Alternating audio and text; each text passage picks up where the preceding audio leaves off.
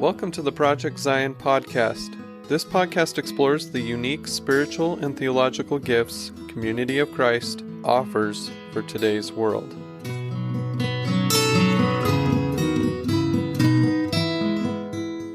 Welcome to Project Zion podcast. We are introducing a new series, or maybe it's a sequel to our last series, and it's called New Brew, which takes us on a journey through the New Testament. Now, many are familiar with the Temple School course from Community of Christ, Introduction to Scripture, that helps us with our understanding about Scripture. And this new Project Zion podcast series walks us through Scripture, looking at key themes, genres, narratives, and passages through the lenses of explanation, exploration, and experiencing the text. So I'm hoping you will join us as we spend 2022 exploring the New Testament, just as we spent 2021 exploring the Hebrew Scriptures or the Old Testament.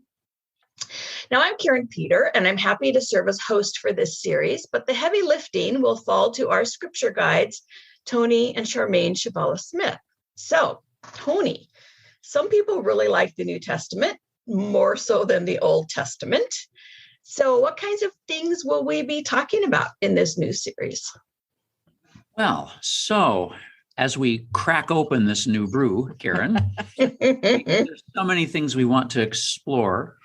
I think one of the things we want to explore is that the New Testament is not a book.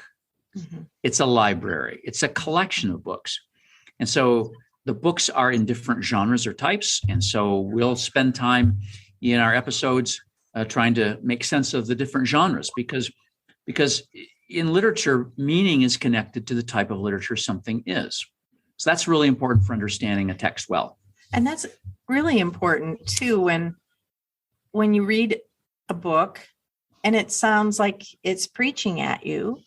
Well, what is it? It is a sermon. It might be. There's a few in the New Testament. But it might be a letter where somebody is addressing particular questions that came up in that congregation or some problems. And so they're giving some direction about how do you solve this, or what theological ideas do you bring to this? And it may sound like someone is being very directive, because they are, but it may not be that they're talking to you. They may be talking to somebody in the first century at a very different situation they were dealing with than you are. And so it's really important to know it's a letter that was preceded by another letter that had some circumstances or some questions or some problems in it. And so then you can begin to imagine that you're kind of overhearing this conversation, or part of this conversation, of what's happening in a congregation. And so that is really very helpful when you're getting into some of the literature of the New Testament. Oh, this is a letter. This has been a correspondence that's been going on for a while. Oh, there's problems in a congregation. Who knew? Surprise.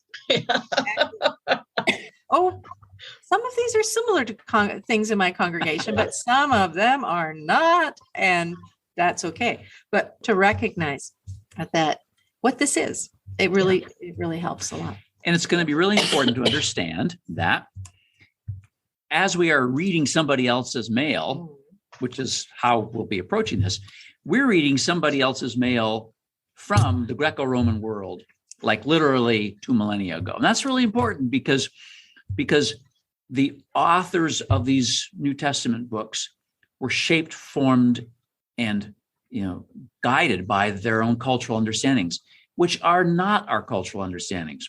When the author of the first letter of Peter says that women are the weaker sex, or literally in Greek, the weaker vessel, we will have to do some digging, because this is not mail to us. This is late first century mail, and it reflects certain gender biases from that era, i.e., that there's one gender, the male gender, and everything else is a deformation of the male gender. Now that ain't our biology, and I sure hope it's not your biology, Karin, and I hope it's not biology being taught in any public schools. But we have to understand that was then. That's part of reading somebody else's mail from the Greco-Roman world, and we'll have to make sense of that. It's their science, it's their anatomy, it's that kind of understanding, and we shouldn't confuse that with understandings that we would have today, or that shouldn't nullify them, or cause us to think that all women somehow are weaker and can't do things for themselves. I mean, it was obviously written by a man who'd never had a baby or menstrual cycle. It's like, really weaker.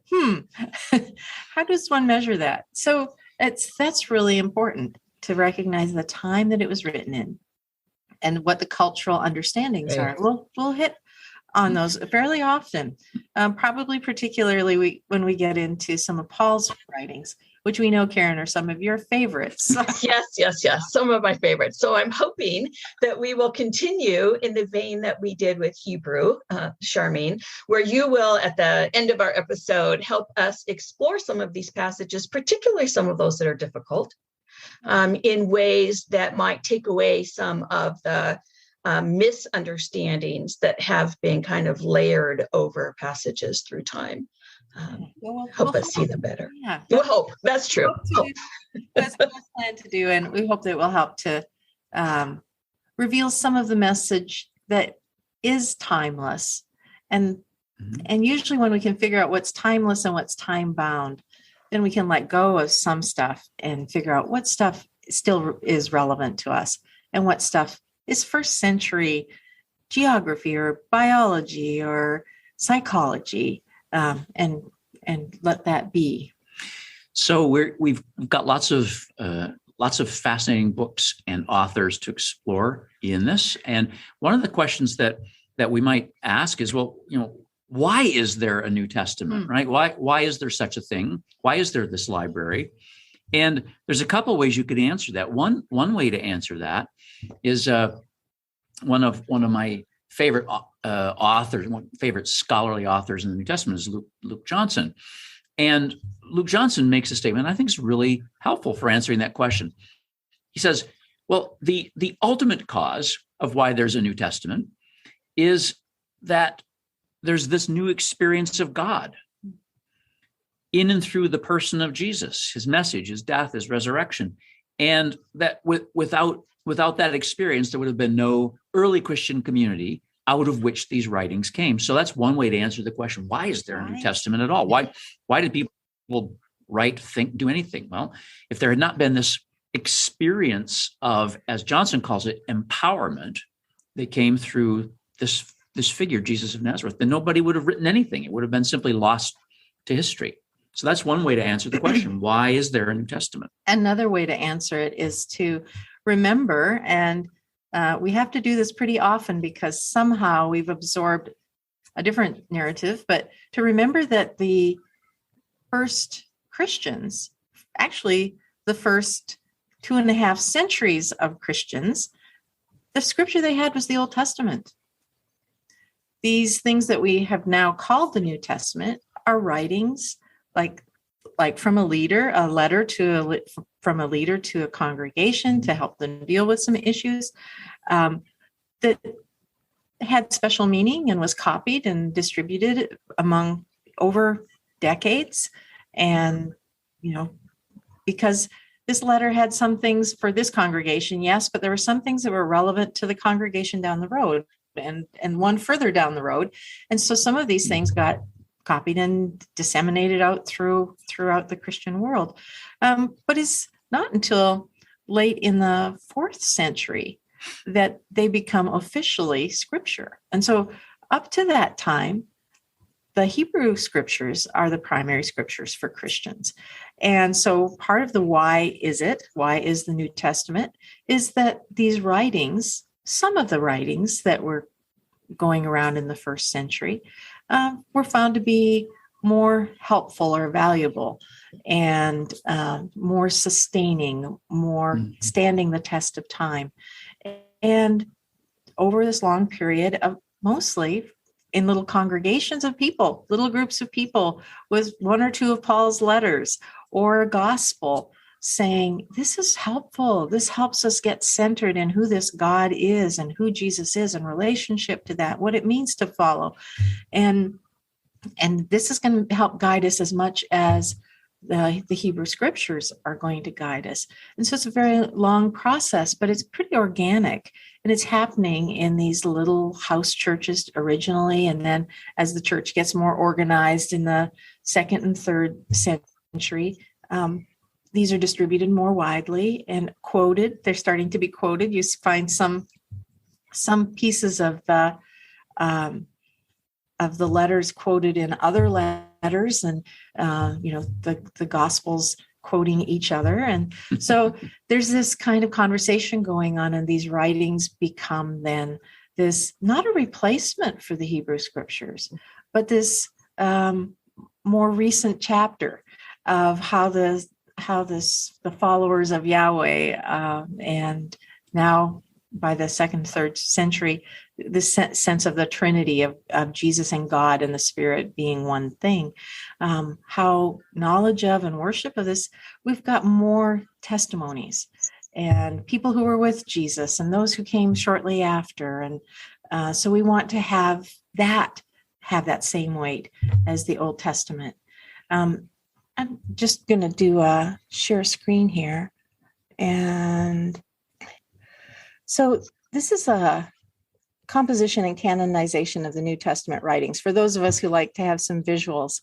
So here's the timeline, 0 being going from BCE to CE or Christian era. And you see the cross up here above 30 representing Jesus' ministry and death. And that's around 30. And then the earliest writings are from around 50, and that would be Paul's writings. And between 50 and probably 64 are the 7 letters of Paul that we know are his. And then the later Pauline authors go in beyond that, probably into the 70 up to early hundreds. Yeah. Mm-hmm. So in this time period. So that gives us the first earliest writings, Paul's letters to those congregations that were struggling and little and hearing, often with many Gentiles for whom this was all new. They were learning about God and they were learning about Jesus all at the same time. Earliest of the Gospels, Mark, somewhere between 65 and 70 is probably when it was written, and you'll hear more about that as we go.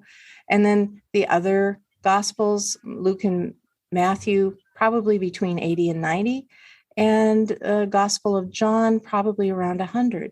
And you'll see that it's kind of the dates here for these difference, with 1st, 2nd, and 3rd John and 2nd Peter being the last written, not Revelation.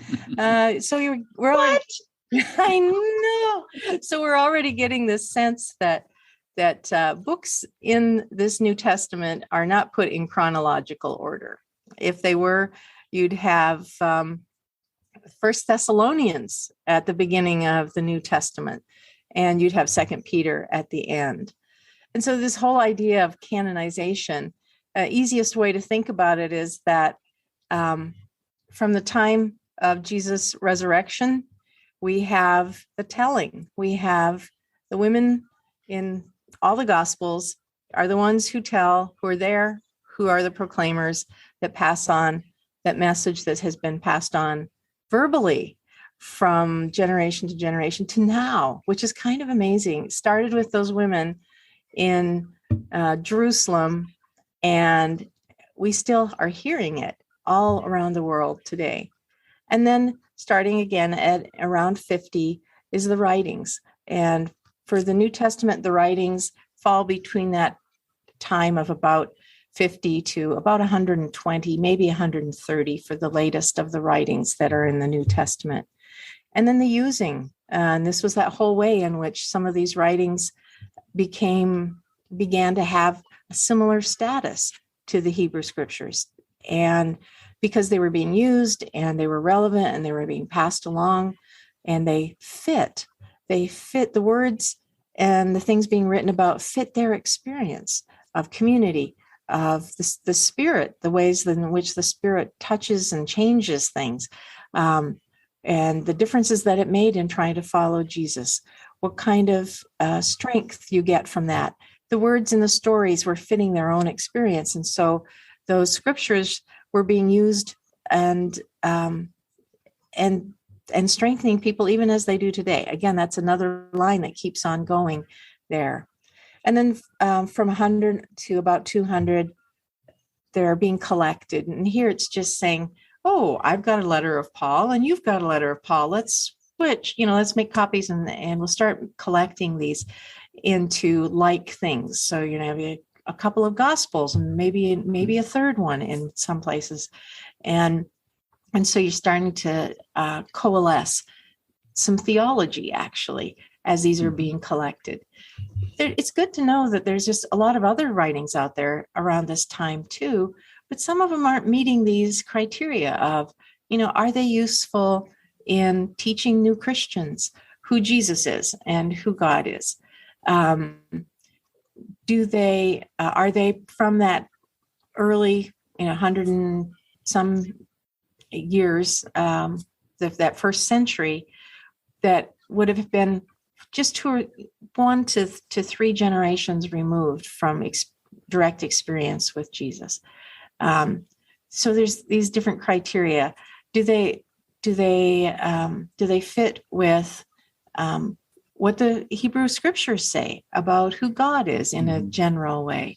Are they consistent? So that's part of the collecting, and then the selecting is. I always think of this as about three columns. You've got all these writings that are floating around, and so the first column is, these are good, these are solid, these are solid for Christian teaching and preaching. Keep these for sure. Then there's the second one. It's like, oh, these would be good for personal study. Probably shouldn't preach on these. There might be some speculative stuff in here that could be kind of misunderstood or warped a little bit. And then there's this other list of, probably stay away from those. Not so much. Yeah. New Christians, that's just going to be confusing. More mature Christians, it might be intriguing, but it shouldn't be the core of what we're reading. So that's what's happening in selecting. And it's a natural kind of organic process that's happening over the space of a couple hundred years. And the selecting is coming in my 3 columns, partly because there's other philosophies that are trying to kind of use Christianity to promote their own view, but they're really very incompatible with some basic things like the creation is good, that the body is good and was created intentionally and is not just an evil in our lives. So there's some other philosophies that were really kind of warping some of those early Christian ideas. And so then down at the end, at the ratifying is when in 400, the church is pretty organized by now. So there's bishops in different areas. And there have been some lists that have been being made in the last 50 years or so, from about 350 to 400. And people start comparing their lists and realizing that they have a lot of the same books that they really think should be in that first column of, these are solid, these will be useful. And so those 27 books then become the New Testament, canonized by the early church within that first 4 centuries. So one of the things we'll want to insist on, and it'll probably come up several times, is that canonization of the writings that became the New Testament was not a conspiracy. It was not done by hierarchs just kind of foisting these books on and writing others off. Right. And that's what I heard as I was kind of getting involved more as a young adult. It's like, the reason why the New Testament books get used against women so often is because it was a bunch of old white guys who made the decision about who was going to be in there. And of course, they were promoting their particular view. And that's why there's all of these things in there about how, got to control women. Well, actually, there's not that many things in there. But when you begin to see, and actually there's a lot of pro-women kinds of things in there, if you look, and if you haven't been blinded already to what is there. So we tend to read the Bible as we're told to read the Bible, and we sometimes miss the really important things. So anyhow, so the old white guys thing, and so it's really far more organic. It's small groups and then larger groups saying, these writings really do help us to grow in faith, to be reassured that this is a loving God, this is a gracious God, gives us some guidelines about how to live with each other in community. And it also, there's enough letters written about the struggles in congregations that it's like, okay, being in a congregation is a struggle, and that's a given, and that's okay. And we do need help and support in order to grow in congregations. So it's lots of pluses once you start digging into what's there. And besides, these were Mediterraneans, right? The nearest Anglo-Saxon was like 1,000 miles away. So it wasn't going to be white guys anyhow. So yeah, no, that came much later. But all part of that fallacy of, how did it come together? And it's, it was some people in power who finally ratified, but that's really like just putting their seal of approval on what's been happening over the previous centuries. Well, that's why those timelines are so helpful, because when we just hear the dates, well, Mark was about 50, 60, or Paul was, and then Mark, and then we end over here at about 100, that doesn't mean anything. But if we look at our own understanding of time, and we're sitting at the end of 2021 right now as we're speaking, and think about 50 years ago, so the 1970s, I would be looking back and thinking, what have I read that was written in the 1970s that's worth carrying forward in my library as I go on? And so if we start to think of it more in that way, that there was all this time to look and go, what's worth being carried forward? That's what we're talking about. Yeah, exactly. Absolutely. And also what I think something that will inform us along the way is that in Community of Christ circles and in most critical scholarship circles, nobody thinks of the Bible as an Instagram post from God, right? These are human writings, and the question of canonization and the question of, we'll say, inspiration has to do with how the divine Spirit uses these works, how we responsibly let the Spirit use these writings in our work. In our ministry, in our lives, in our discipleship, in our spirituality. So it's not to try to find some little canon that had all of Tony's private beliefs and that justified them would not be what we've got in the Bible. That would be simply a mirror, i.e., a form of narcissism. So what we really want is a canon that we have to wrestle with and struggle with and try to say, what did these first Christians, what happened to them? What grasped them about this figure, Jesus of Nazareth, that made them risk so much to be part of these weird little early Christian communities that drew the ire of the Roman Empire by the end of the first century? And I think it's important to remember that these writers didn't know they were writing anything that was going to ever be considered scripture. They're writing things to help each other grow and stay in their faith. And so, that's why they're not worried that there's 4 gospels and they have different storylines. There's some things that are pretty basic in all of them, but there's some big disagreements on some things. And they describe Jesus in different ways, but that's not a problem because they didn't see it as being, there's only one way and this is the right way. There's like all these different elements to bring. And it doesn't make it a problem that Paul says to one congregation one thing and then says something quite different, almost opposite to another.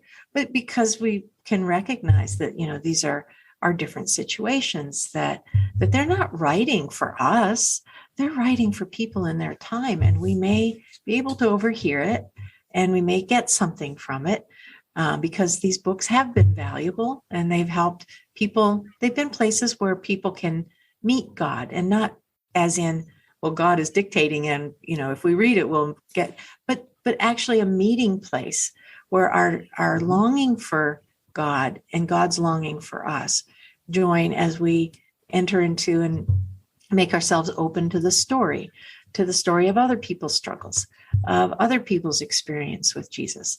So I think that's kind of an important piece when we're looking at that timeline too, is that these writers, they don't know this might eventually be scripture. This is practical. This is necessary for passing on identity and faith and belief. And though there's lots of theology is not the primary thing. Hearing the story, being invited into this story, follow Jesus right where you are now. And it's going to be an interesting journey. And you're going to fumble and fall, and it's okay. You're going to be invited to get up and join again. And when you look at the big picture of the New Testament, you get to see these messages coming through. So as we did in the Hebrew series, we'll do in this series. We kind of have a holistic approach to the study of the Bible. Critical scholarship and asking tough questions and not shying away from the difficulties that are in texts, but at the same time, recognizing that because Scripture has proven to be a reliable meeting place, we'll also try to experience what's there so that we'll bring head, heart, soul, mind, and maybe hands and feet into our encounter with these texts. They really deserve that kind of attention. Well, I'm looking forward to this exploration, even through the books I'm not as fond of as we go on, because it really is about following. And so we appreciate, Tony and Charmaine, that you're willing to be our guides through this as we explore following Jesus as given to us through the writings of the New Testament. So for our listeners, if you'll join us through 2022, we'll be exploring the New Testament through New Brew, and I'll be your host. Tony and Charmaine will be our guides. Thanks so much for listening.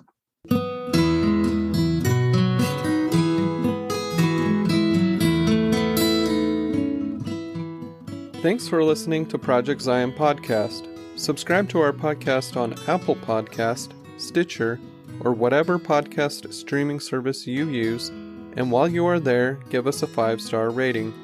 Project Zion Podcast is sponsored by Latter-day Seeker Ministries of Community of Christ. The views and opinions expressed in this episode are of those speaking and do not necessarily reflect the official policy or position of Latter-day Seeker Ministries or Community of Christ. The music has been graciously provided by Dave Hines.